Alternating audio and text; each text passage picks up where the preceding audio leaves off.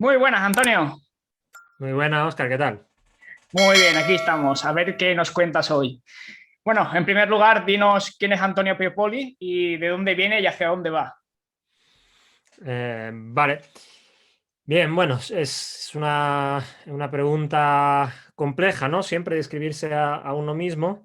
Yo siempre intento, pues, describirme como yo me veo. Nada, no sé cómo me ven los demás, pero como yo me veo. Y me veo como una persona bastante inquieta, una persona bastante curiosa. Siempre he sido bastante curioso desde que era muy, muy pequeño. Y todo lo que me llama la atención o el interés, pues intento estudiar y practicar sobre el mismo, ¿no? Entonces, bueno, esto me llevó pues, a estudiar el grado en Ciencias del Deporte, en Italia primero, luego aquí, máster en redactación, máster en investigación, ¿no? Para ir ahí profundizando en todo el tema de investigaciones relacionado con las redactaciones y demás. Y montar una clínica donde intentamos hacer un trabajo interdisciplinar, crear muchos proyectos de formaciones, todo al final relacionado, pero con mis inquietudes, ¿no? Es decir, intentar dar respuestas a algunas preguntas y cuestiones que iban surgiendo a lo largo de mi vida, tanto personal como profesional.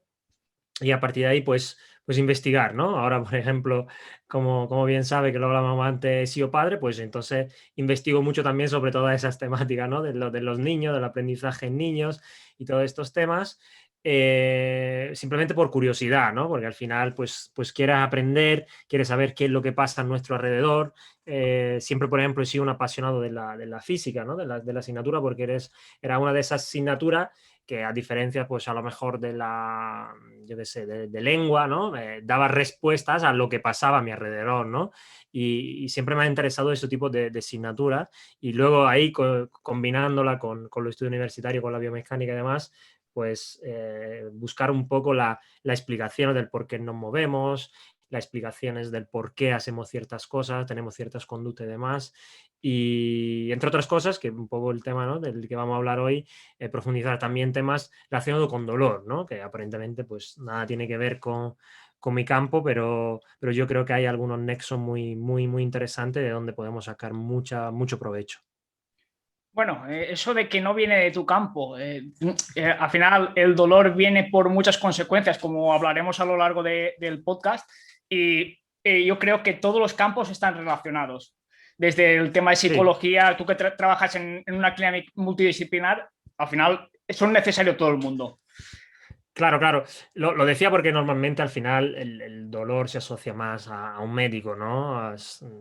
Al final la figura, ¿no? La figura más predominante en todo temas de dolor, cuando siempre te duela algo o te hace daño, que hablaremos luego de esto, acude al médico, ¿no? Entonces al final la figura del médico es la figura que siempre se ha asociado al tema del dolor.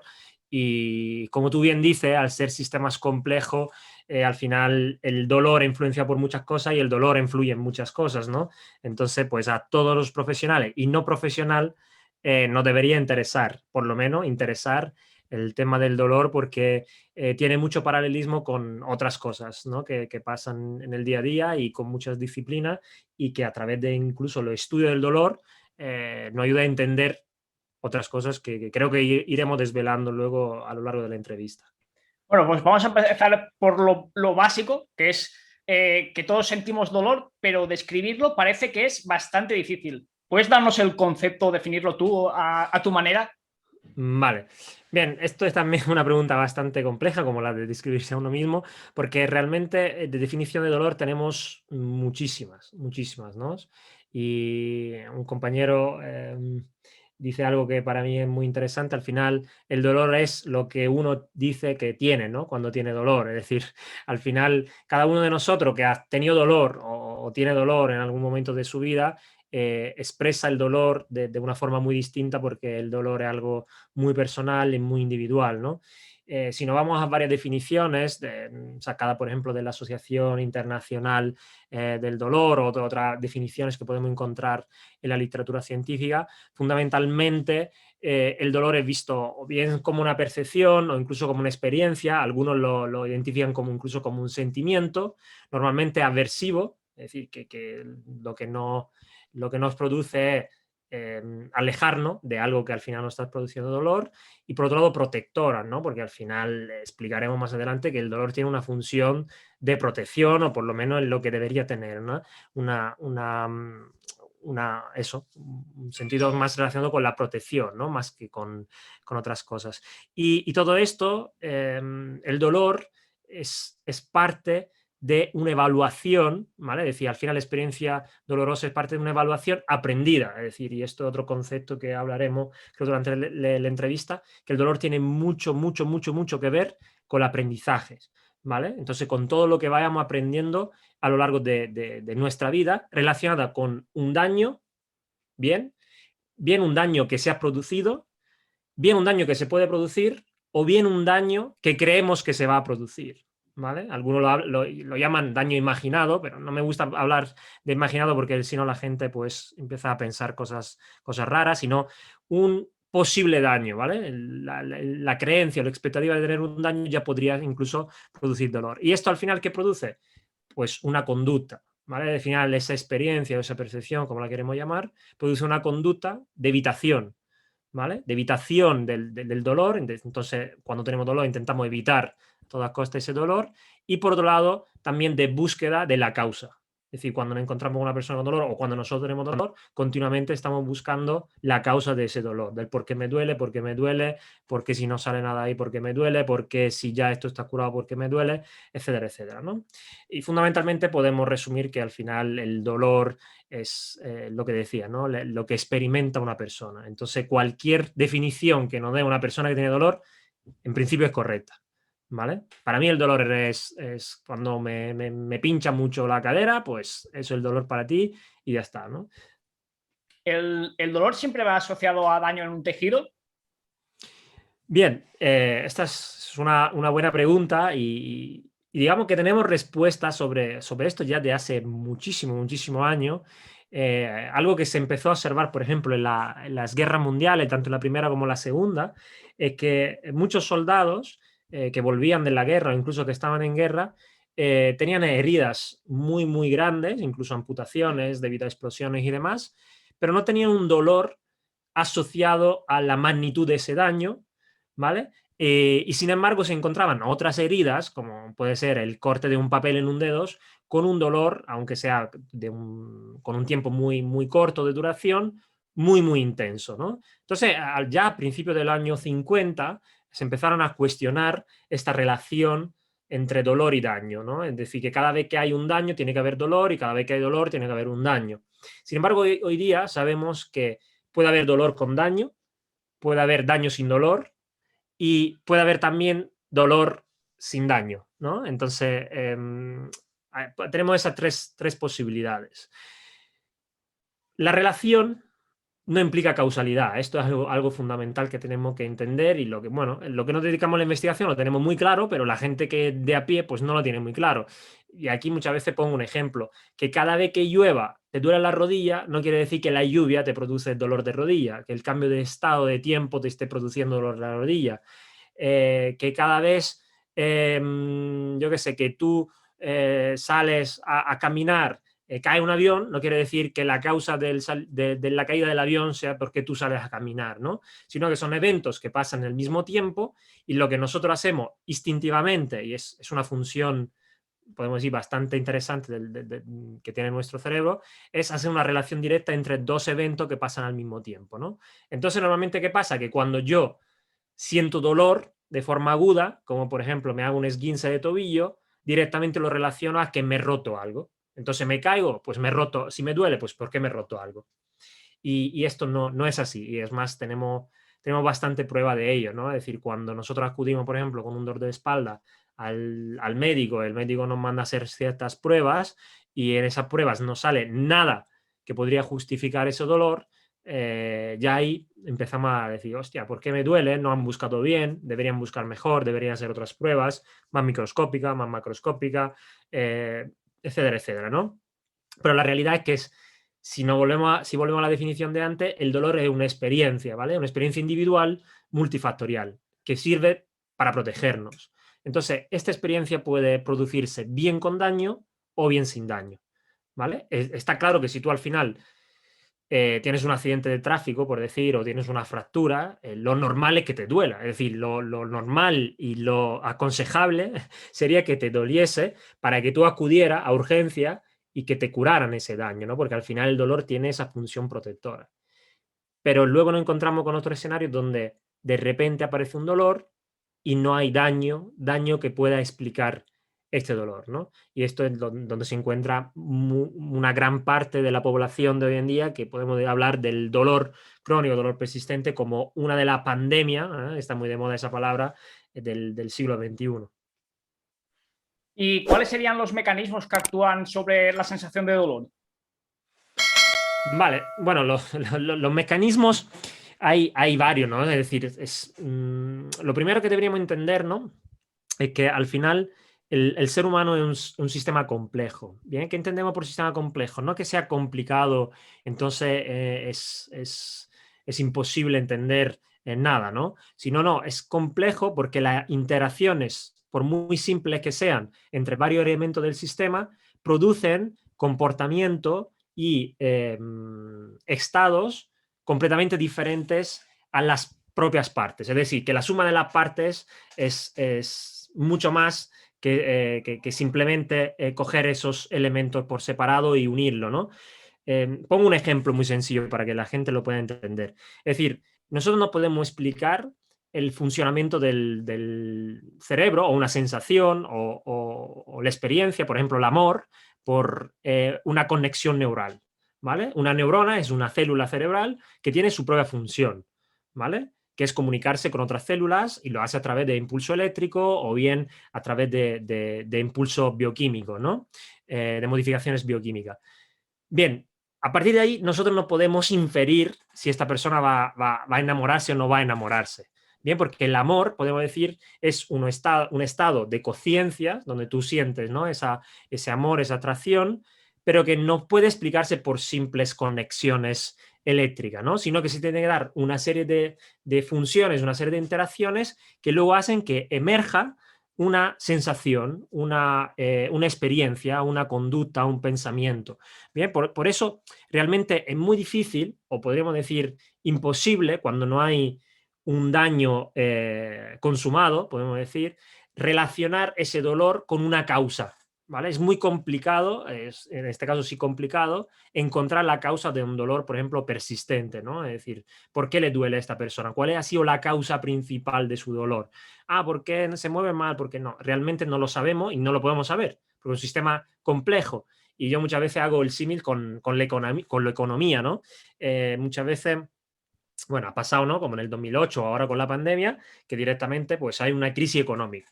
Bien, y entonces, claro, a posteriori todo el mundo opina, ¿no? Opina y dice, mira, la crisis económica ha sido porque el dólar ha subido, porque han hecho ciertas estafas, no sé qué, ha pasado esto, es que el petróleo no sé cuánto, y tal, tal, tal. Hace una serie de suposiciones a posteriori que todo podrían ser válidas, ¿vale? Sin embargo, no sabemos cuál es válida realmente, ¿bien?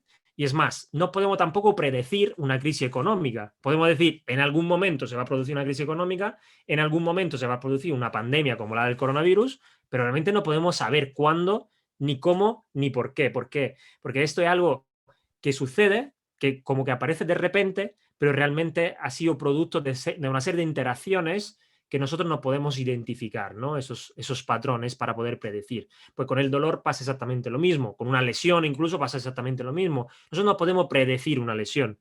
Podemos decir, mira, es muy probable que en algún momento, si sigues así, te lesiones, o con una enfermedad, si sigues así, vas a enfermar, pero realmente no podemos tener la certeza de que algo va a pasar. ¿Bien? Y con el dolor pasa exactamente lo mismo. Por lo tanto, ¿qué mecanismo se producen para que emerja dolor? Pues una serie de mecanismos neuronales y neuroinmunes que hace que al final el sistema perciba cierta amenaza y por tanto decida protegernos. ¿Vale? Pero ¿cuál es el mecanismo principal o cuál es la causa principal? Pues nunca lo vamos a saber, lo siento, ¿no? Si alguien está buscando esa causa principal, pero realmente es imposible. Eso no quiere decir que no se pueda resolver, ¿vale? Has hablado antes de nuestros pensamientos y nuestras creencias. ¿Cómo afectan realmente a nuestro dolor? Al final, como decía antes, somos un sistema complejo, ¿no? Y no somos simplemente células, no somos simplemente músculos, sino digamos, nuestros comportamientos y nuestra forma de ser, nuestro dolor, depende de varios inputs, podemos decir, tanto externo como interno. Y dentro de lo interno, pues podemos enumerar varios, como puede ser la creencia, las expectativas, los pensamientos, incluso podríamos enunciar dentro de lo externo factores sociales, factores económicos, es decir, todos los factores influyen, ¿no? Por tanto, si yo tengo ciertas creencias, por ejemplo, relacionadas con la pregunta de antes, que ante X daño voy a tener cierto dolor, cuando me enseñan una prueba médica y aparece cierto daño, entonces yo confirmo mis creencias, que tenía daño, y por tanto puede que mi dolor aumente, ¿vale? Las creencias son aprendidas, es decir, digamos que nuestro constructo psicológico, nuestro marco teórico, cada uno tenemos, ¿no?, nuestra forma de pensar, al final se va formando a lo largo del tiempo, vamos aprendiendo cosas en base a lo que nos dicen nuestros padres, lo que nos dicen nuestros amigos, lo que nos dicen los medios de comunicación, sobre todo lo que nos dicen los profesionales del sector. Entonces, nuestras creencias sobre el dolor realmente están fundamentadas sobre, digamos, todo lo que nos transmite el profesional médico o sanitario en este sentido, ¿no? Entonces, si el médico nos dice, cuando tiene una hernia te va a doler, ten cuidado al agacharte porque eso te va a producir una hernia y te va a doler, pues yo ya parto predispuesto, podemos decir, a que cuando me vaya a agachar tengo que tener cuidado porque podría producirse una hernia y por tanto ese daño producirme dolor. Bien, entonces esas creencias que vamos aprendiendo a lo largo del tiempo pueden hacer en ciertos individuos, por varios factores, que un dolor agudo, que es un dolor protector que nos sirve al final para solucionar un problema, normalmente ante un posible daño, digamos, se extinga en un tiempo determinado, cuando ya el daño desaparece, puede ser en estas personas con ciertas creencias erróneas que ese dolor persista en el tiempo, ¿vale? Entonces nos encontramos con un caso de dolor crónico, como se suele llamar, o mejor llamado dolor persistente, es decir, que persiste más en el tiempo de lo que debería. Entonces ya no es un dolor, podemos decir, funcional, que me sirve de algo, ¿vale? Que me sirve para, por ejemplo, ir al médico, ir al dentista, buscar una solución a una enfermedad, sino ya es un daño que no me permite vivir, que no me permite pensar, que no me permite jugar, no me permite explorar. Entonces, algunos lo llaman como un dolor maladaptativo, ¿no? Que al final deja de tener la función biológica que debería tener ese dolor. Por tanto, la creencia y los pensamientos influye, pero no como la gente cree, que dice, pero yo no creo, no es que creo que quiero que me duela, ¿no? No quiero que me duela, pero me duele. No funciona así, ¿no? No es tan sencillo lo que decía antes, ¿no? Es un sistema complejo. No nos duele porque queremos que nos duela, ¿vale? Sino que hay una serie de factores subconscientes que lo que hacen es que luego emerja ese dolor a nivel de conciencia, ¿no? Pero claro, nosotros podemos modificar esas creencias. ¿Cómo? Incluso desde los propios medios de comunicación, ¿no? Porque por eso decía, lo interesante es que todo el mundo supiera más de dolor, ¿no? No solo el personal sanitario, el personal médico, sino todo el mundo, porque al final el mensaje sería unificado y no sería tan diferente. Si yo te digo el dolor es tal, pero vas al médico y te dice el dolor es no sé qué, en la publicidad de una pomada que acaba de salir te dice el dolor es por la inflamación y el otro dice el dolor es no sé qué, pues claro, ese mensaje diferente por varios medios, ¿vale? Tanto profesionales como no, o mi madre me dice que el dolor es no sé cuánto, pues toda esta información al final yo tengo que decir a qué hago caso, ¿no? Y en base a qué decido, a la experiencia propia que he tenido, a la experiencia de vida que he tenido. Si yo he visto que cada vez que me agacho me duele y me ha dicho el médico que agacharse produce hernia, pues ya hago 1 más 1 y digo, vale, pues entonces la hernia es la que me está produciendo dolor, ¿vale? Entonces, claro, las creencias son aprendidas y las creencias se pueden cambiar. Lo único que quizás no es tan fácil y muchas veces necesitas de un trabajo no solo multidisciplinar, sino podemos decir hasta un trabajo social, ¿no? De concienciar sobre qué es el dolor realmente, ¿no? Y por qué sentimos dolor. Entonces, ¿piensas que el papel que juega la comprensión y la educación en cómo funciona el dolor debería de hacerse antes de realizar una intervención? Claro, es fundamental, ¿no? Porque si estamos afirmando, ¿no? En base a la definición que he dado al inicio, que el dolor es una experiencia, ¿no? es algo muy relacionado con el aprendizaje. Al final aprendemos a tener dolor. Nosotros enseñamos a nuestros hijos cuándo tiene que tener dolor, entre comillas, ¿no? O qué significa, mejor dicho, ¿no? No cuándo tiene que tener dolor, sino cómo tiene que ser su experiencia emocional, cognitiva y social incluso ante dolor. Es decir, tienes que llorar, tiene que tirarte al suelo y no levantarte, tiene que ponerte una pomada, tiene que tomarte una pastilla o tiene que seguir jugando. Es decir, todo lo que nosotros hacemos, por ejemplo, con nuestros hijos, ¿no? O lo que le dicen los profesores o lo que le dicen los médicos y demás, al final hace que nuestro sistema aprenda, ¿no? Por tanto, si el dolor y está muy relacionado con el aprendizaje, ¿cómo hacemos que alguien aprenda o desaprenda? Pues a través de la educación, ¿no? Entonces, la educación y la comprensión del mismo, la interiorización de ciertos conceptos es fundamental. Tenemos muchísimo estudio ya, muchísima evidencia, donde se puede ver cómo se reduce el dolor en caso de dolor persistente, solo simplemente, entre comillas, simplemente, a través de clases formales, podemos decir, de educación en el dolor, ¿no? De lo que se llama neurociencia del dolor. ¿Por qué al final? Porque al final lo que estamos haciendo es reconstruir nuestras creencias, ¿vale? Reconstruir nuestra forma de pensar y de experimentar ciertas cosas. Está claro que no basta solo con explicar, sino que hay que vivenciar. Hay la importancia luego de la exploración, del movimiento, en todo esto, porque si yo te digo, mira, no, es que si te agachas no pasa nada porque esto es simplemente una alarma, pues no es el incendio, no sé qué, no sé cuánto, podemos utilizar miles de metáforas, pero si cuando yo me agacho me duele, pues claro, esa experiencia que yo tengo no coincide con la explicación que tú me estás dando. Por tanto, digamos que el profesional, en este caso el profesional sanitario, debería conseguir que la experiencia sea acorde o haya acorde con la explicación que se le da.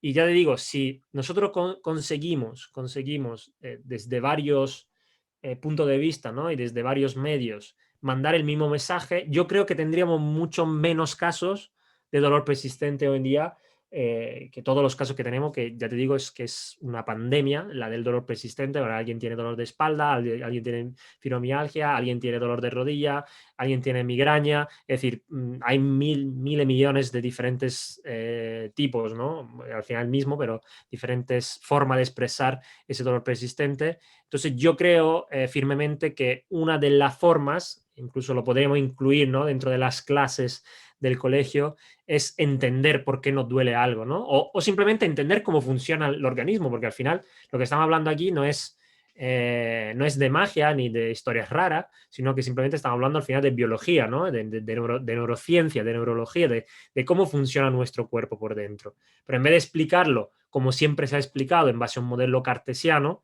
donde yo te pincho aquí y por tanto aquí hay unos receptores de dolor y te mandan dolor a la cabeza, pues no, hay que explicarlo en base a la evidencia actual que tenemos, en base a un modelo biopsicosocial, entendiendo que es un sistema complejo que se puede explicar con metáfora bastante sencilla, y a partir de ahí esa propia comprensión hará que cuando tenemos dolor, eso no quiere decir que no vamos a tener dolor, sino que el dolor persista por mucho menos tiempo o no llegue a aparecer o no llegue a mantenerse en el tiempo ese dolor, ¿no? Es solo sea un dolor puramente protector y que al final no lleve a buscar una solución a un daño real y no a un daño posible. Al final, que el dolor haga la función que le toca a nivel evolutivo. Sí, Y yo pongo, perdona Óscar que te interrumpo, yo pongo siempre un ejemplo, al final como tener sed, ¿no? Es decir, el sed, al final, tener sed es igual, es una experiencia emergente, una sensación, una percepción emergente de un sistema complejo. Tú puedes tener sed, ¿no? Aquí tengo el agua, yo puedo tener sed sin tener realmente un nivel de deshidratación alto o ni si tan siquiera tener deshidratación. Simplemente me apetece beber o porque tengo calor o porque mis sensores han detectado por alguna razón rara que necesita beber, ¿no? Bien, realmente nosotros no bebemos porque estamos deshidratados. Eso es lo mismo, ¿no? No tenemos dolor porque tenemos un daño. Tenemos sed porque todos esos mecanismos subyacentes han hecho que nuestros cerebros al final llegara a la conclusión que necesitamos beber, ¿no? Y esto pasa incluso, sé que tú trabajas también, o bueno, te formas, ¿no? En todo temas de también relación con obesidad y demás, pasa igual que con personas obesas, ¿no? ¿Por qué come una persona obesa? Nosotros sabemos que una persona obesa tiene hambre o puede tener hambre constantemente, no porque requiere comer. ¿Cómo va a requerer comer? ¿Por qué necesita energía una persona obesa? No necesita energía, tiene suficiente energía de reserva. Sin embargo, su sistema de recompensa está alterado. Pues su sistema de recompensa también lo vemos en personas con dolor persistente que toman mucha medicación, vemos alteración en ese sistema de recompensa. ¿Por qué tienes hambre? ¿Porque te falta energía? Pues probablemente no, pero porque tu sistema ha detectado una posible amenaza de falta de comida. Necesito comer, ¿vale? Bien, y esto es lo que venía, ¿no? Al caso del dolor. No tengo dolor porque necesito realmente una cura, sino porque mi sistema en este caso está en una situación de amenaza. Y hasta que yo no resuelva no le dé seguridad al sistema, no se me va a quitar. Igual, cuando tenemos esa hambre típica, ¿no? Yo, por ejemplo, si estoy en casa y estoy trabajando, como más que si estoy fuera haciendo cosas. ¿Qué quiere decir? Que trabajando en casa necesito más energía que cuando me muevo. Sería justo lo contrario, ¿no? Cuando me muevo debería tener más hambre. Sin embargo, ¿qué pasa? Que en casa hay ciertos mecanismos, pues bien porque estás en un entorno donde hay más posibilidades de comer, bien porque el aburrimiento puede estar influenciando en todo esto, una serie de situaciones que te hacen comer, ¿no? Pues con el dolor pasa exactamente lo mismo, ¿no? Entonces, cuando tengo hambre, si yo espero un poquito más o me distraigo, bien, y esto es algo que también se utiliza mucho en el tema del dolor, si me distraigo, hago otra cosa, directamente el hambre desaparece, ya no tengo hambre, y a lo mejor dentro de 5 horas me vuelve a venir. Y tenía un hambre atroz, de esa que te desmaya, ¿no? Por el hambre. Sin embargo, si dejo pasar como ese estado evaluativo de amenaza y le digo a mi cerebro, no te preocupes porque no tienes hambre, es que acabas de comer, pues ya pasa, ¿vale? Me distraigo, salgo a pasear, hago otra cosa y ya pasa completamente, ¿no? Entonces, así es como tenemos que entender también el dolor. ¿Puedes definirme la hiperalgesia y cómo se relaciona con el dolor? Vale, es un concepto, igual que alodinia y otro tipo de conceptos muy relacionados con, siempre cuando hablamos de dolor, ¿no? Es como una sensibilización, es decir, que somos más propensos a tener dolor ante estímulos menos nocivos, ¿vale? Es decir, los estímulos no son dolorosos, ¿no? Entonces diferenciamos entre estímulo y experiencia. Los estímulos normalmente pueden ser posiblemente nocivos, ¿no? Pero no tienes por qué tener, no tiene por qué ser dolorosos. Entonces, cuando nosotros estamos ante un estímulo muy poco nocivo, si estamos en un estado de hiperalgesia, puede que ese estímulo poco nocivo, nuestro organismo lo detecte como bastante nocivo, ¿vale? Entonces, en vez de tener un cosquilleos, por decir una cosquilla, te hago cosquilla, en vez de tener cosquilla, pues tienes dolor, ¿vale? O tiene quemazón. Bien, esto al final está relacionado con el concepto de sensibilización central y concepto de sensibilización periférica, que al final también un poco, desde mi punto de vista, un cajón desastre, porque al final ahora pues todo, digamos, es la causa de la sensibilización central y por eso te duele, ¿no? No, bien, al final nuestro sistema, cuando hablamos de sensibilización central, ¿a qué nos referimos? Que como que se ha hecho más sensible después de un daño o después de un cierto estímulo y por tanto cuando yo vuelva a repetir ese estímulo pues voy a saltar mucho antes, ¿no? Es como una especie, Arturo Gocha lo define como una especie de estrés postraumático, ¿no? Es decir, yo tenía un evento estresante y ahora cada vez que me expongo a ese evento me produce una reacción muy por encima de lo normal, ¿vale? Esto sería un poco esa sensibilización central, como que nos hemos hecho más sensible. Sin embargo, Cochea no está de acuerdo, yo tampoco estoy muy de acuerdo con que esto sea al final la causa del dolor. Estamos diciendo que una experiencia que no solo tiene que ver con la sensibilización de ciertas neuronas, de ciertos receptores, sino que tiene que ver más bien con las experiencias. Entonces, ¿qué es lo que pasa? Que nuestro organismo está en un estado de alerta, protección, como cuando estamos de enfrente de un león, lo que queremos es huir, ¿no? O luchar, bueno, poca gente lucharía contra un león, huir, pero no podemos. ¿Vale? Entonces, cuando estamos en un estado de dolor, también estamos más sensibles porque estamos en un estado de lucha o huida. El problema es que ahí no podemos huir, entre comillas, del dolor, y si huimos, entonces evitamos ese dolor, pues vamos a entrar en un círculo vicioso de evitación y perpetuación de estos síntomas, ¿no? Evitación, miedo, dolor, y estas tres cosas van a hacer que ese dolor persista más en el tiempo, ¿no? Así que mucho más allá de esos conceptos que muchas veces se utilizan para poner etiquetas, vale, lo que tú tienes es hiperalgesia, por eso te duele tanto. Lo que tú tienes es que tienes sensibilizado el sistema nervioso central. Yo diría, mira, lo que tú tienes es dolor, ¿vale? Lo que tú tienes es dolor y estás producido por una evaluación, ¿vale? Una evaluación de tu sistema errónea, ¿vale? O por lo menos en base a una información errónea, porque si al final los profesionales me han dicho que mi hernia es la que me está produciendo el dolor, pues esa información realmente errónea, mi cerebro funciona bien porque está evaluando esa información y lo que está haciendo es protegerme, intentar protegerme. Entonces podemos decir que mi cerebro no funciona mal cuando tenemos dolor, sino que funciona bien, pero la información que está utilizando no es del todo correcta y por tanto al final la evaluación final, la respuesta final, el opt final, que es el dolor, es esto, ¿no? Y no es otro, ¿no? Que sería el no dolor. Has hablado ahora de hernias y normalmente nos hacen pruebas de imagen y nos sale una hernia. Esa hernia o esa alteración estructural que nos sale en la prueba de imagen siempre va acompañada de dolor. No tiene por qué, ¿vale? No tiene por qué. Es decir, una hernia, dependiendo siempre del grado que tenemos de hernia, ¿vale? Hay diferentes grados, pero por ejemplo, si hablamos de una protusión, que sería lo menos dañino posible, ¿vale? Que es simplemente un abultamiento del disco intervertebral, para la gente que no sepa de lo que estamos hablando, que no sepa nada de anatomía, es decir, que nosotros entre vértebra y vértebra, entre cuerpo vertebral y cuerpo vertebral, tenemos en medio un disco y dentro del disco un núcleo pulposo, como si fuera, pues, como si fuera un gel dentro de una membrana bastante resistente, ¿vale? Esto me gustaría subrayarlo porque pensamos que esto es súper frágil, bastante resistente y está rodeado por un anillo fibroso, que son fibras fundamentalmente, que lo que hacen es proteger ese núcleo, ¿vale? Ese núcleo que está rico en proteínas, etcétera, etcétera. Bueno, no vamos a entrar mucho en esto, ¿no? Entonces, vértebra más disco, lo que hace es una articulación, ¿vale? Y tenemos mucha articulación en la columna vertebral. Bien, ¿qué pasa? Que debido a la carga, debido al envejecimiento, incluso, estos discos se pueden abultar. ¿Qué quiere decir? Que el núcleo que está dentro, que es el líquido, podemos decir, se desplaza hacia cierta zona del anillo fibroso, ¿vale? Empieza a empujar el anillo fibroso hacia afuera, ¿no? Sin que haya ningún daño, podemos decir, en el núcleo, en el propio núcleo, y que ese líquido sobresalga en el canal medular, ¿no? Esta sería una protusión, sería lo menos preocupante de todo, ¿vale? Dentro de los daños, podemos decir que simplemente esta sería como una modificación del disco que luego puede volver a su estado normal. Es decir, una protusión perfectamente puede volver a su estado normal sin hacer nada, ¿vale?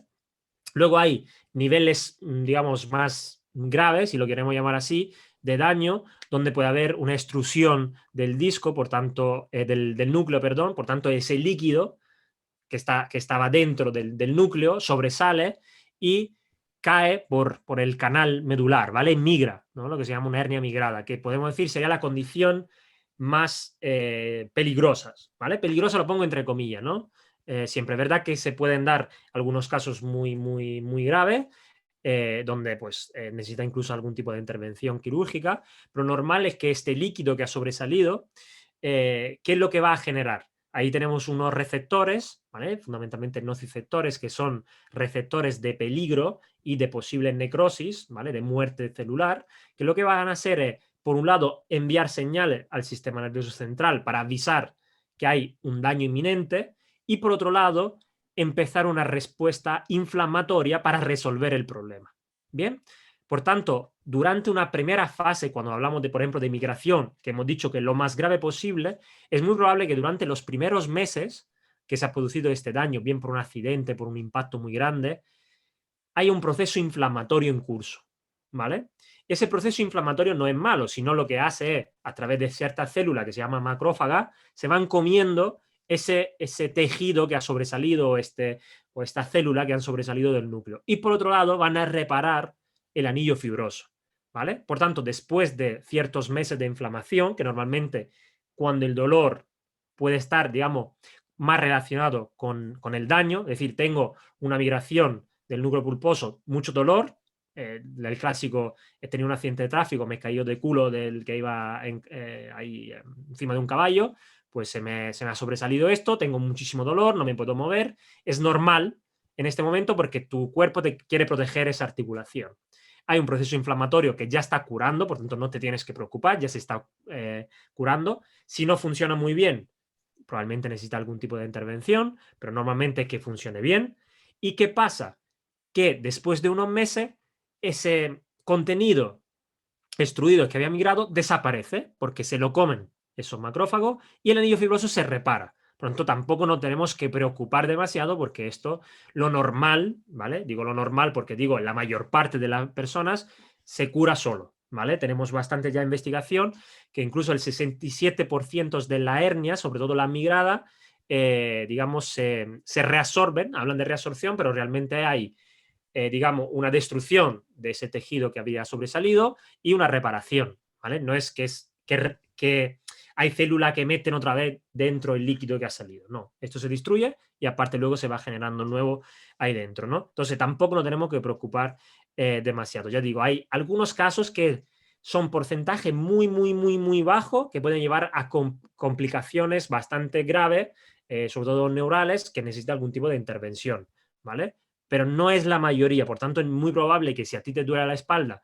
y no has tenido un accidente de tráfico ni has tenido un traumatismo directo, es bastante improbable, ¿vale? Esto no quiere decir que nunca pase, bastante improbable que te haya pasado esto.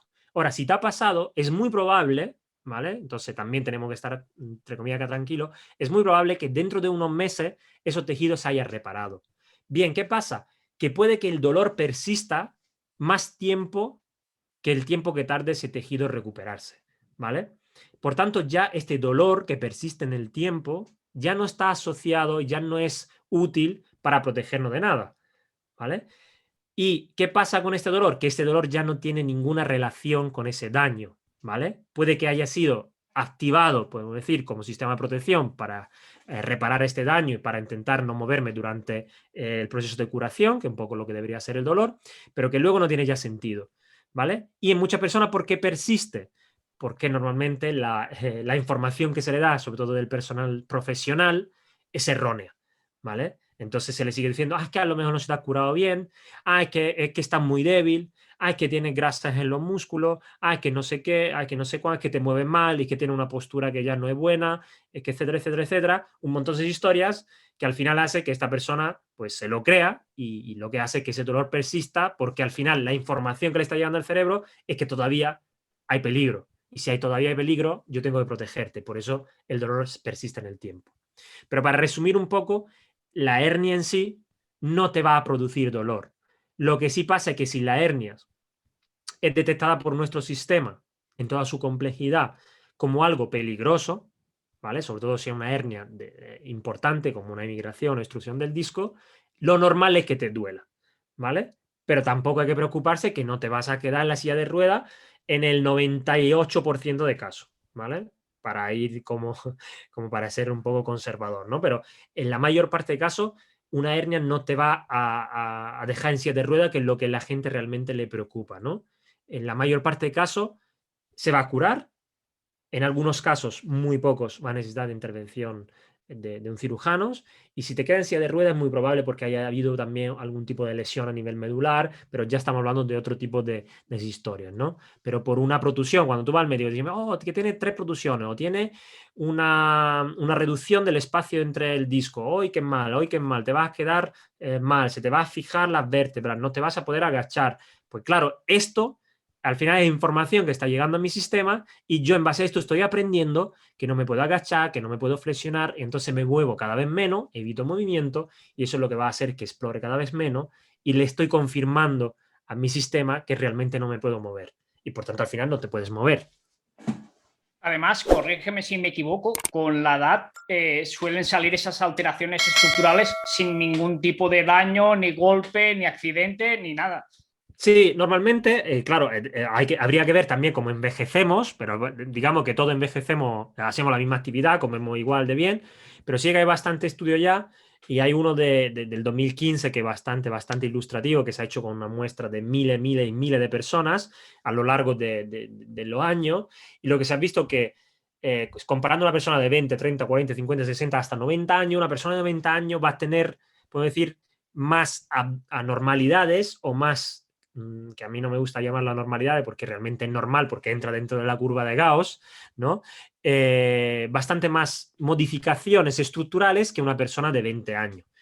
Lo que no sería normal es encontrar alteraciones estructurales de una persona de 90 años en una persona de 20 años, ¿vale? Pero es muy probable, si esto lo encontramos, si esto es realmente así, que muchas veces se dice, que tiene la espalda de uno de 90, pero realmente no, solo tiene una protusión a lo mejor, ¿no?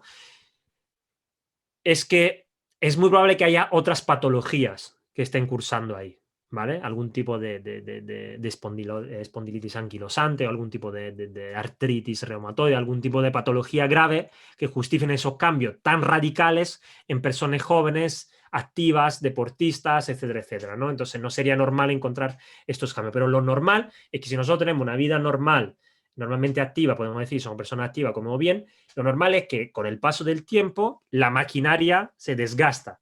Pero eso no quiere decir que a mayor desgaste más dolor, porque además encontramos que en personas pasados los 60, 70 años, el dolor de espalda, por ejemplo, en el que estamos hablando en este caso, se reduce drásticamente. Es decir, hay más personas entre 20 y 40 años con dolor de espalda que personas entre 60 y 90. Y aquí otra vez volvemos a lo mismo. Por tanto, a más daño no tiene por qué haber más dolor. Si estamos diciendo que la persona de 90 años lo normal es que tenga más daño, no tiene por qué haber dolor. Y sobre esto tenemos muchísimo más estudios que cada vez salen más, no solo de hernia, sino tenemos, por ejemplo, con rupturas de supraespinoso o de manguito de rotador, incluso en lanzadores profesionales de béisbol, con roturas completas que juegan al alto rendimiento y no se enteran de su dolor hasta que le hacen una resonancia magnética. Tenemos rodillas con artrosis bastante avanzadas en futbolistas o con cambios artrósicos bastante avanzados en futbolistas profesionales sin dolor, asintomáticos. Tenemos cambios en tobillos, tenemos cambios en caderas, tenemos cambios en cervicales, es decir, en todo el cuerpo vamos a encontrar cambios. Si todo el mundo se hiciera resonancia magnética todos los años, encontraría algo seguro, ¿no? Pero la mayoría de nosotros no tiene dolor en esas zonas de daños o de cambios estructurales, ¿no? Entonces, aquí otra vez se confirma la hipótesis que no hay una relación, ¿no?, de causalidad entre daño y dolor. Sí puede haber cierta relación, sobre todo si hay un traumatismo directo, si hay un dolor agudo, que al final es protector de este daño, pero lo normal es que no se correspondan, ¿no? Y que muchas veces esos daños pueden ser también momentáneos, es decir, que se pueden curar, ¿vale? Porque nosotros nos adaptamos tanto negativamente como positivamente. Por ejemplo, nosotros hemos visto resonancia magnética, estudio también de esto, de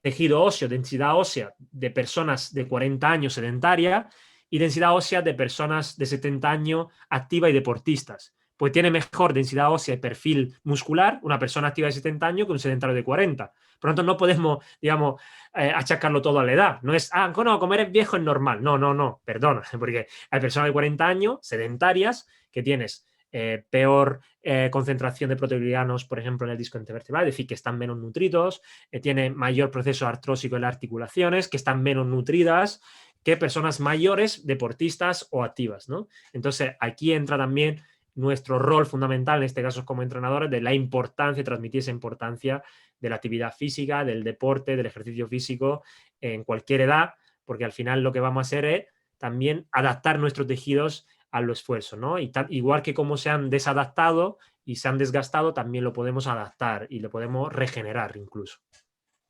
Bueno, yo cuando era pequeñito, mi madre siempre me decía, siéntate bien, siéntate bien. ¿Existe una postura correcta para sentarnos y cómo está relacionada con el dolor? ¿O si está relacionada? Mira, la postura, la mejor postura, ¿no?, es la siguiente, ¿no? Es una frase muy famosa, o la mejor postura es la que te encuentre más cómodo. Realmente el tema de la postura es algo, justo el otro día estaba leyendo un hilo muy interesante que hablaba de la postura en términos históricos, ¿no? ¿Y de dónde viene esto de la postura ideal, de la plomada, del estar recto, ¿no?, del sentarse bien?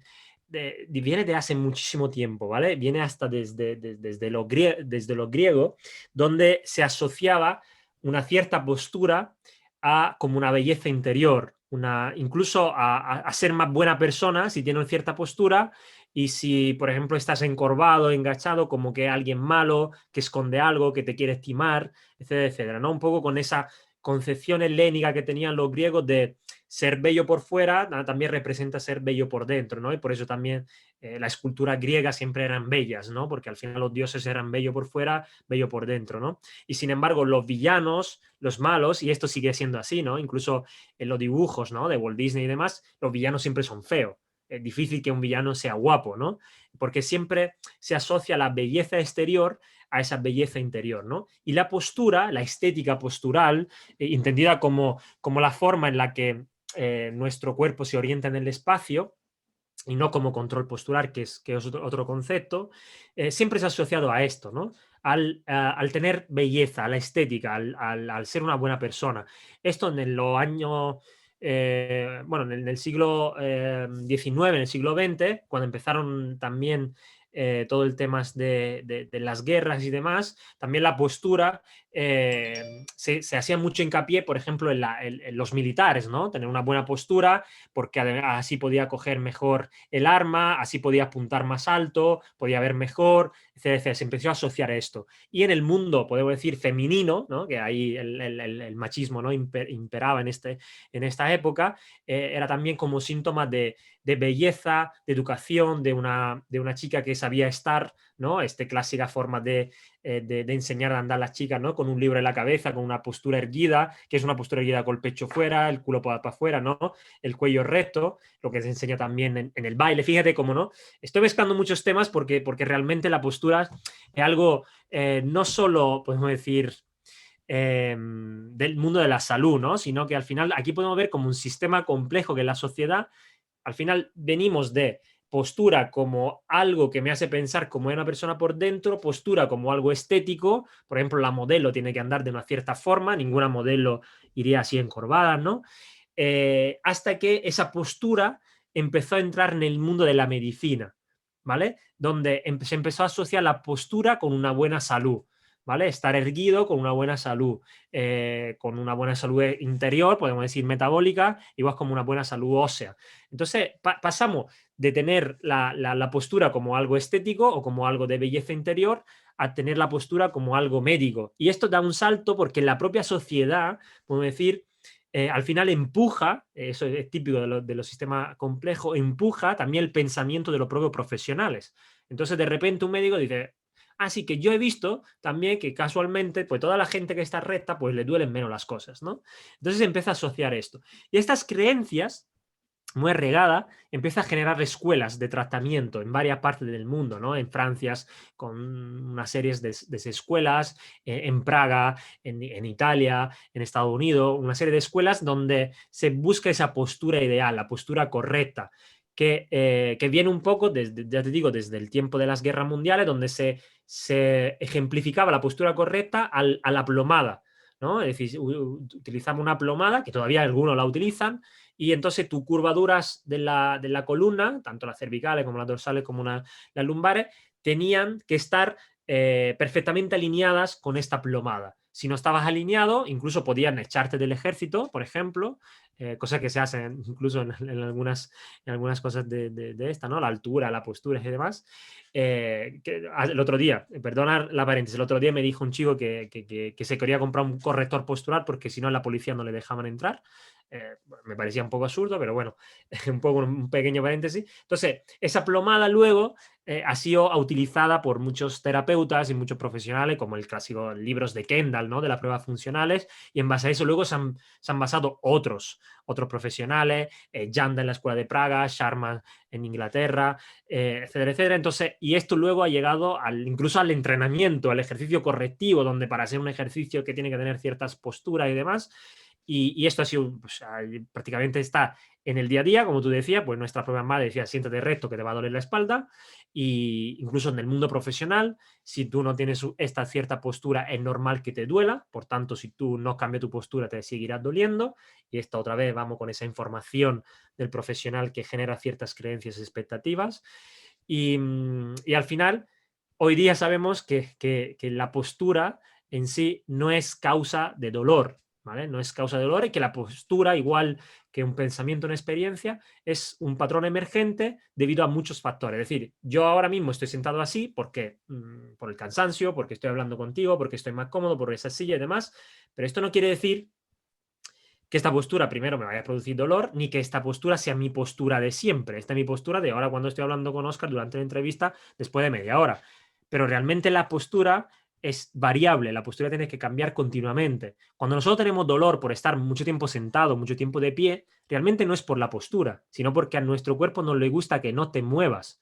Porque el no movimiento al final no está generando información para mi cerebro. Si no me llega información de cómo está mi espalda, de cómo está mi culo, cómo está mi brazo, cómo está mi hombro, cómo está mi cervical, una de las estrategias que tiene mi sistema para decir, oye, muévete, que no sé qué es lo que está pasando, ¿vale? Si no sé lo que está pasando, me preocupo porque siempre, digamos, pensamos lo negativo. Esa es una forma que nos ha ayudado para sobrevivir, ¿no? Lo que hace que te mando dolor en la espalda para que tú te muevas. Cuando tú ya te has movido, ese dolor ya disminuye. Pero si yo no le hago caso, pues ese dolor suele aumentar. Entonces digo, ah, no, esto es porque estoy sentado así. Si me siento así, no me va a doler. Y es mentira, porque hemos visto también que cambiándole y poniéndole supuestamente una postura ergonómica, ¿no? Esto viene mucho del mundo de la ergonomía y demás. Si llevamos mucho tiempo, después de cierto tiempo también empieza a aparecer dolor, ¿no? Entonces, ¿qué está pasando ahí? Pues que ahora qué pasa, que también esta no está bien, que la persona no es que como se ha cansado, ha perdido esa postura, ha vuelto a la flexión y por eso le duele. No, está pasando a la flexión porque ya está cansado de estar en extensión, ¿no? Y realmente lo que necesita también nuestra musculatura es descansar. Entonces no siempre podemos utilizar la musculatura. Entonces, ¿cuál es la mejor postura? Cambiar siempre postura.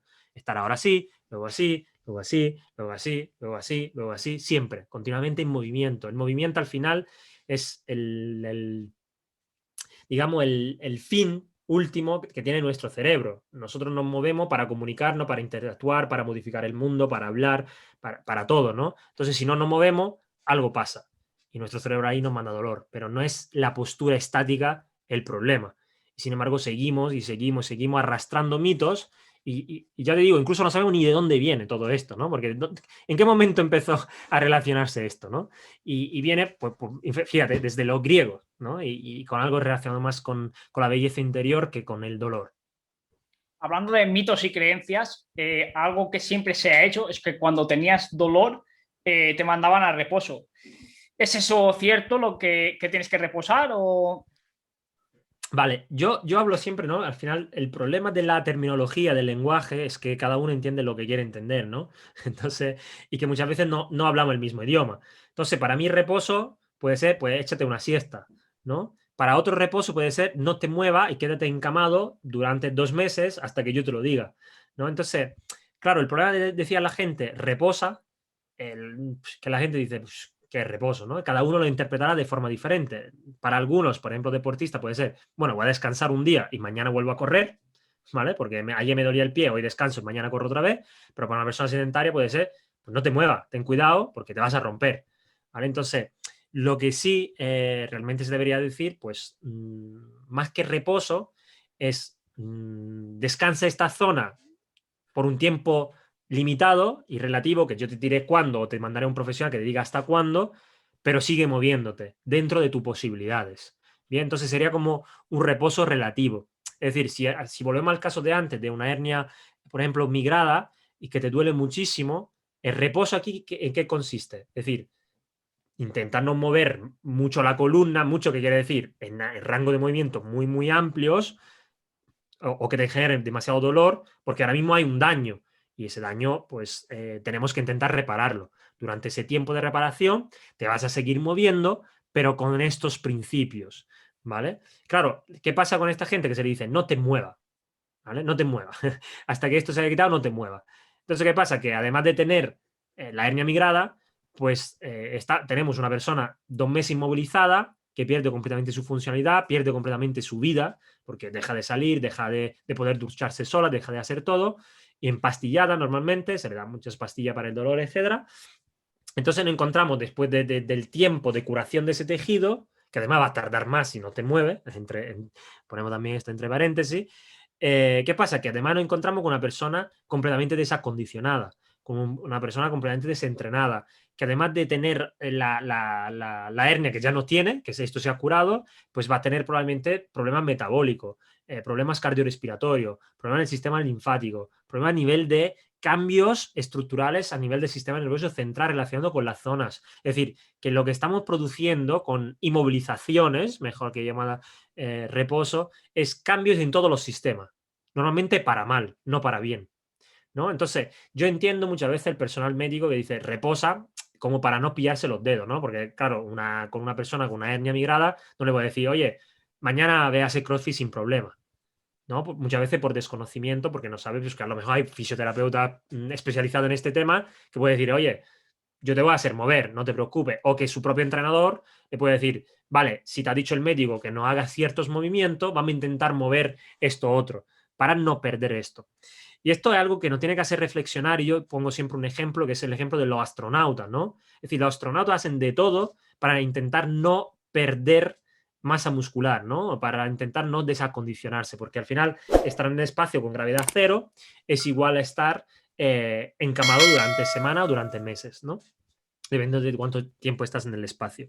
Entonces nos encontramos que cuando los astronautas antes venían, ¿no? Y después de tiempo en el espacio, estaban muy mal, es decir, tan mal que incluso su esperanza de vida se había reducido en torno a los 20-30 años, ¿vale? Entonces, ¿cómo podemos nosotros recetar o prescribir inmovilizaciones parecidas a estar en gravedad cero como están en las astronautas, si las astronautas hacen de todo para intentar darle carga y movimiento a su cuerpo, ¿no?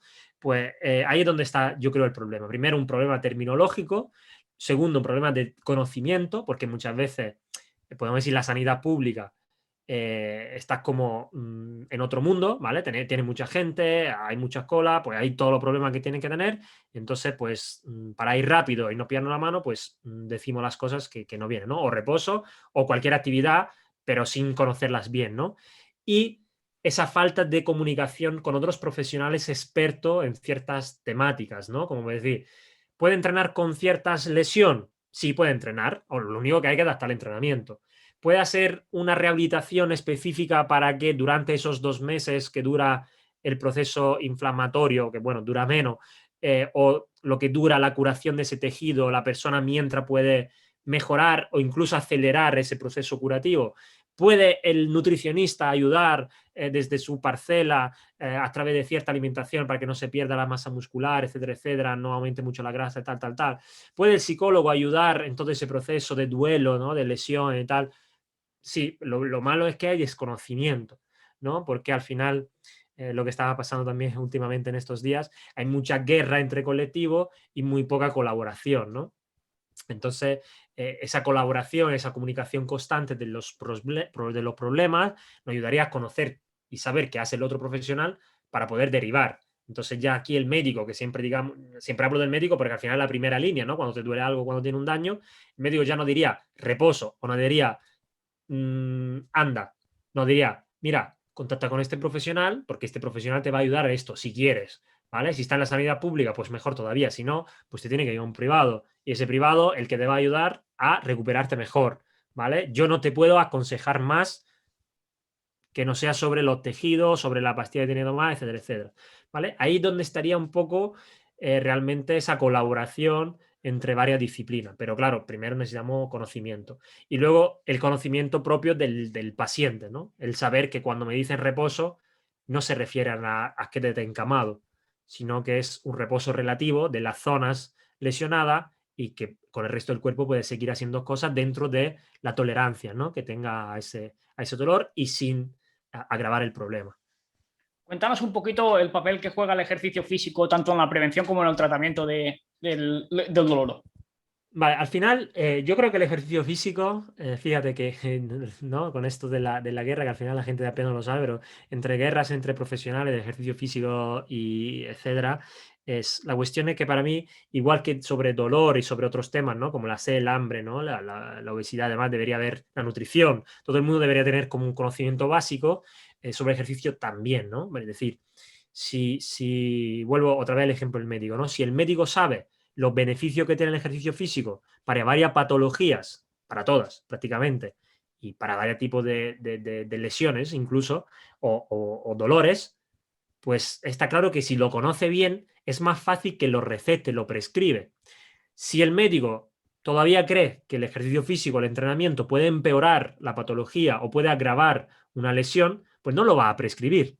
Por tanto, ¿quién debería primero saber de ejercicio físico? Todo el mundo, ¿no? Ahora, ¿qué papel juega el ejercicio físico en lesiones, en dolor y en cualquier tipo de patología? Pues yo creo que el ejercicio físico y en general el movimiento, porque no solo el ejercicio físico, sino también la actividad física, aquí podemos hacer una pequeña diferenciación, ¿no? La actividad física es todos los movimientos que podemos hacer en nuestra vida diaria, ¿no? El limpiar, el moverse, la salir a pasear, cualquier cosa que implique un movimiento.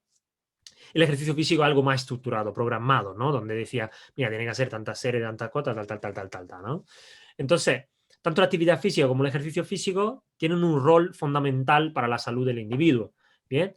En todos los sistemas, sistema cardiovascular, sistema nervioso, sistema linfático, sistema muscular, óseo, etcétera, etcétera, etcétera, y por supuesto la percepción de amenaza que tiene nuestro sistema y por el cual produce ciertas sensaciones, como puede ser el dolor, como puede ser la fatiga, el cansancio y otros tipos de sensación o de experiencia, ¿no? Entonces, el ejercicio físico para mí es clave. Todos los profesionales deberían conocerlo porque al final lo que estamos diciendo es que el cerebro tiene una única razón de ser, que es el movimiento, ¿no? Y el movimiento programado es ejercicio físico.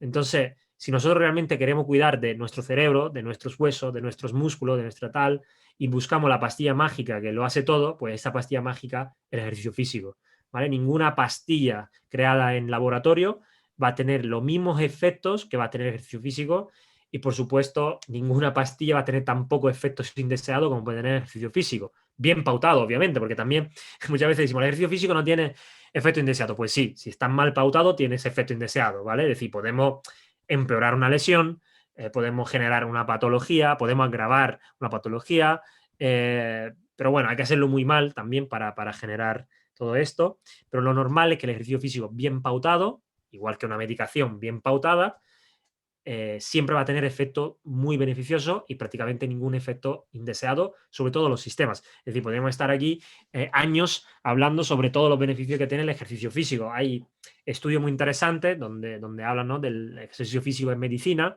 pues mucho más que medicina, porque además evita el uso de medicina, puede reducir, por ejemplo, la ingesta de fármacos en varias patologías, puede mejorar la sintomatología en varias patologías, es aconsejable en pacientes oncológicos, es aconsejable en pacientes trasplantados renales, es aconsejado en pacientes lesionados medulares, aconsejados prácticamente en todo el mundo.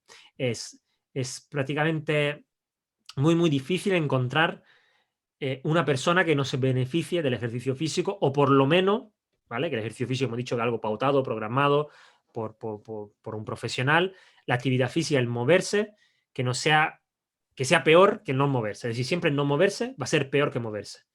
Por esto, yo no soy mucho del lema, primero muévete bien, luego muévete, ¿no? Que él lo puso muy de moda Gray Cook, que es un fisioterapeuta del Estados Unidos. Soy más del lema, primero muévete, luego ya aprenderemos a movernos bien. Porque realmente es más importante moverse que moverse bien. Es decir, nosotros no podemos pretender que una persona sedentaria primero se mueva bien, porque no se mueve. Lo primero que tenemos que hacer es que se mueva. Ya luego ajustaremos. Eso es lo mismo que cuando aprendes a conducir. Tú no aprendes primero a conducir bien y luego a conducir. No, tú primero a conducir. ¿Vale? Tú simplemente le das los pedales y tiene ahí el volante, que pero está el profesor de la autoescuela al lado por si te estrellas. Pues igual, cuando nosotros empezamos a movernos, primero nos movemos. ¿Vale? Es normal que empiecen a aparecer molestias y demás porque lo hacemos a lo loco.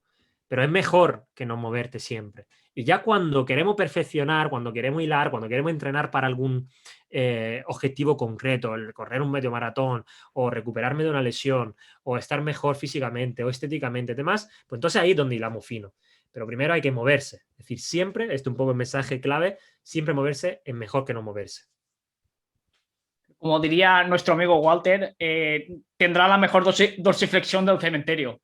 Exacto, exacto, sí. Sí, muchas veces nos fijamos, y esto ya es un problema de los entrenadores, no tanto de los clientes, ¿no? O de los pacientes, que tendemos a patologizar todo, es decir, todo no parece patológico, es que tiene probabilidad patológico, ¿vale? Es decir, los propios entrenadores lo que hemos hecho es empeorar las personas, ¿no? Porque ya todo lo vemos patológicos. Y digo, ¿para qué necesita tanta dorsiflexión esta persona si no va a hacer una sentadilla profunda en la vida, a lo mejor? Lo único que quiere es salir a pasear. No, es que no puede salir a pasear hasta que no tenga X grado de dorsiflexión. ¿Qué hacemos? Si esta persona tiene un problema cardiovascular, a lo mejor necesita pasear antes de tener dorsiflexión. ¿Que no tiene dorsiflexión? Pues va a salir con zapatilla con mucho drop. Y si no está bien, pues con tacones. ¿Cómo con tacones? Pues con tacones. ¿Vale? Es decir, primero hay que moverse, primero hay que poner la máquina en marcha, que además es lo que va a romper la inercia, la resistencia que tiene una persona al movimiento, ¿vale? Y ya luego empezaremos a hilar fino, ¿no? Yo creo que ha quedado todo bastante completo y bastante explicado. No sé si te gustaría añadir alguna cosita más. No, yo creo que al final el mensaje es un poco esto, ¿no? Tanto con dolor como sin dolor, importante moverse, importante, por lo menos, ya digo, hacer actividad física, es decir, mantenerse activo, ya no quedarnos solo con los 10.000 pasos diarios, ¿no? Sino moverse. Yo tengo ¿no? Que me mide los pasos. Hoy, por ejemplo, he hecho 18.000. De cuando soy padre ya el problema de los pasos no es un problema porque tiene que andar todo el rato. Y tanto en dolor, incluso, ¿no? Para hacer referencias un poco a algo que quizás no hemos dicho, el hecho de moverse de forma inespecífica, es decir, salir a pasear o hacer lo que nos gusta, parece ser que mejora el dolor, ¿no? Es decir, disminuye la percepción de amenaza del sistema. Que muchas veces buscamos como algo súper específico, ¿no? Te duele la espalda, vamos a hacer un ejercicio de core, tal, no sé qué, cuando hemos visto que salir a pasear, si disfruta con el paseo, si disfruta salir a pasear con el perro y demás, etcétera, etcétera, puede ser tan o más eficaz que hacer un ejercicio muy, muy específico para la columna, ¿no? Y esto sea explicable en personas con dolor, aplicable en personas con lesiones y aplicable en personas con patología y aplicable en personas sanas, ¿no? Si quieren seguir manteniéndose sanas. Entonces, a moverse, ¿no? A mover el esqueleto. Bueno, antes de acabar, siempre hago dos preguntitas. Bueno, que me recomiendes un libro. ¿Qué temática? Uno que te haya gustado. Vale, pero te la recomiendo a ti o a la gente, ¿no? Yo seguro que me lo leeré. La gente.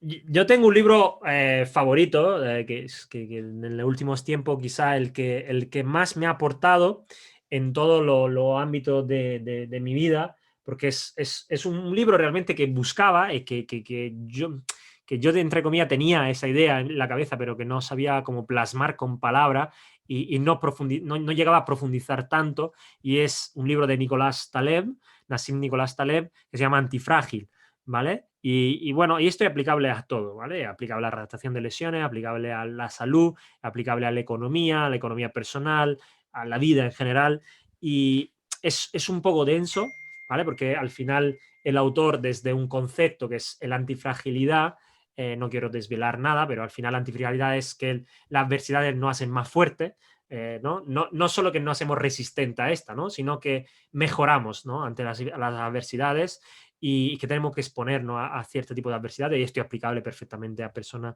con dolor, a través de un concepto. Este autor pues, te desarrolla pues, unas 600 páginas relacionadas con estos conceptos y te habla de iatrogenias, ¿no? Por ejemplo, de la influencia que tienen los profesionales en el empeoramiento de los síntomas, y eso es aplicable no solo a la salud, sino incluso a la economía, ¿no? Como supuesto experto en la economía hace que la economía vaya peor. Te habla de ciertos aspectos relacionados con esto, incluso con el ejercicio físico, ¿no? De la importancia que tiene el ejercicio físico para hacer que nuestro cuerpo sea más adaptable a diferentes estresores. Te habla del sistema inmune, te habla de una serie de cosas muy, muy, muy interesantes, ¿no? Entonces, para mí es mi libro favorito, que le he leído bastante de forma, bueno, he intentado estudiarlo más que leerlo y intento aplicarlo, y es un libro que siempre tienes para consultar y volver a leer, ¿no? Porque es un libro también bastante complejo, es un autor que escribe no de una forma muy sencilla, lo siento, ¿no? Para aquellos que les gusten los libros fácil, no es un libro de autoayuda, ¿vale? No es el clásico libro de los 5 hábitos para vivir mejor, no, pero sin dudas es un libro que ayuda, ¿vale? Que te podría autoayudar, porque es un libro bastante interesante que te hace ver toda esa complejidad de la que estamos hablando, de forma muy, muy profunda y se mete de forma muy, muy, muy interesante en cada uno de estos temas, ¿no? Entonces, este es mi libro favorito. Ya os digo, de los libros que tiene, quizá es el más ameno, porque tienes otros libros que podríamos decir que son infumables, ¿no? Pero explica conceptos para mí muy, muy interesantes que son aplicables a todo, ¿vale? A absolutamente todo. Pero claro, hay que tener paciencia, leerlo y releerlo muchas, muchas veces. Y me preguntaba sobre un invitado, ¿no? ¿Qué temática? Lo mismo, ¿no? También es que no sé qué, también no sé qué La que invitados, quieras. no sé qué invitados ha tenido, porque si quieres alguna temática que no has tratado o lo que sea, puede ser interesante pues tratar varias temáticas. Sobre temática de dolor, pues hay varios compañeros que hablan de esto. Alguien que ahora mismo está muy de moda, pero es alguien que lleva trabajando con tema de dolor hace muchos años, es Arturo Goicoechea, que es un neurólogo. Yo ahora mismo estoy haciendo un curso con él, me parece bastante interesante. Coincidimos sobre muchos puntos, de si está confirmando mis sesgos sobre muchas, muchas cuestiones relacionadas con el dolor, y sobre todo lo que me gusta de gente como él es que es un neurólogo jubilado que tiene 70 años, tiene una experiencia vital brutal, no la que pueda tener yo, que tengo 30, y ha visto muchos pacientes de muchos tipos, ha leído mucho más que yo, bueno, al final tiene 90 años para leer, ha leído mucho más que yo, entonces ha podido también, podemos decir, como formular ciertas teorías, ciertas formas de pensar de una forma bastante más precisa, y ha podido al final tener la idea bastante más clara que alguien que puede estar, digamos, empezando, ¿no? En todo este tiempo, aunque llevo 10 años, ¿no? Digamos, en el sector, y 5 o 6 años profundizando solo en ciertos temas, y aún así, pues claro, soy un Nobel comparado con una persona de tanto. Entonces, en general te aconsejo entrevistar a alguien por encima de los 60 años, ¿vale? Alguien que no sea es el clásico joven, que está muy bien. También estaría guay entrevistar a alguien muy joven, ¿no? Con mucho éxito para ver las diferencias. Pero también me gustaría que se dé, ¿no? Un poco de visibilidad a gente que lleva muchísimo año en esto y que tiene mucha experiencia vital, cosa que le falta al final a la gente joven, que por muy bueno que seamos, nos falta esa experiencia bueno, no vamos a tener a lo mejor, si seguimos así, a los 70, a los 80 años, ¿no? Entonces, en tema de dolor, te aconsejaría a escuchar a Goicoechea o intentar entrevistarlo, algo que yo tengo pendiente también, como tú hago entrevista, y alguien que me parece una persona muy interesante, como toda la persona de esta edad, que tiene muchas cosas que contar, ¿no? Sí, pues intentaré ponerme en contacto con él, que esto es la parte difícil, pero sí, No, intentaré seguro que te contesta, seguro, yo lo veo accesible. bastante accesible, sí, sí, sí. Yo es que no me he puesto en contacto con él, ¿vale? Por eso te digo que lo tengo en mi cabeza como persona a entrevistar, pero no me he puesto en contacto con él porque ahora mismo no, es que no llego a entrevistar a nadie, pero sí, yo creo que puede ser una persona bastante interesante, y verá que tenemos muchas de las cosas que te he contado van un poco en línea con él, y seguro él la puede expresar de forma bastante mejor de cómo te la he expresado yo. Pues nada, Antonio, muchas gracias por tu tiempo. Quiero ser respetuoso con él y nada, cuando quieras estás otra vez invitado aquí a contarnos lo que quieras. Gracias, muchísimas gracias, Óscar. Un placer. Hasta luego. Hasta luego.